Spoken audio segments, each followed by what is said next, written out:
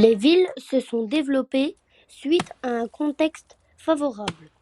Les campagnes, grâce aux nombreux défrichements et aux progrès techniques, ont produit davantage de vin et de céréales. Elles avaient besoin d'un lieu où échanger ces marchandises. Par ailleurs, le commerce entre l'Europe du Nord, Scandinavie, et l'Europe du Sud, Italie, reprend à cette période. Les villes commencent leur développement au XIe siècle. Les villes se développent dans des endroits stratégiques, d'anciennes cités, des endroits précédemment fortifiés, aux nombreuses ressources agricoles ou proches des grands axes de communication. La bourgeoisie est formée des riches marchands et artisans. Elle obtient des chartes de franchise qui leur permettent d'être indépendantes par rapport aux seigneurs.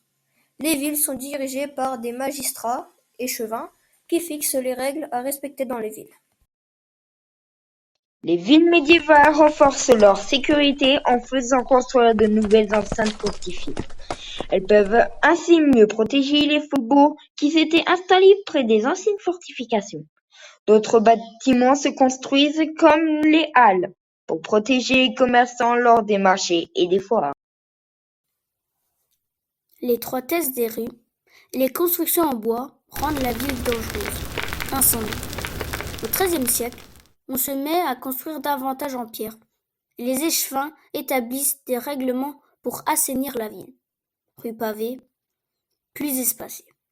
Néanmoins, l'habitat des plus pauvres est petit et sombre. Les villes se sont organisées par quartiers.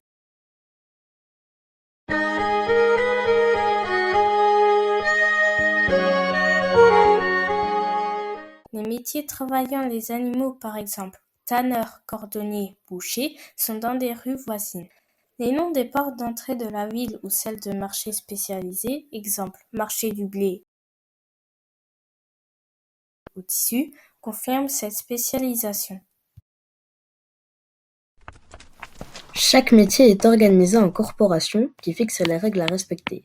Au niveau du temps de travail, des produits à utiliser, des amendes sont fixées si on ne les respecte pas.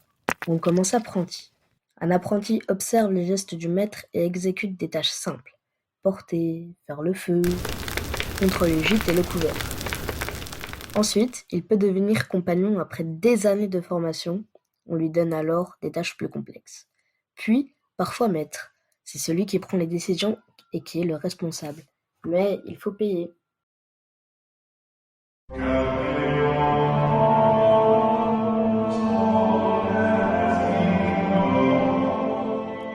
Dans les villes médiévales, la religion est omniprésente, notamment la religion catholique. On affiche son importance en faisant construire de grandes cathédrales financées par les impôts et les dons citoyens.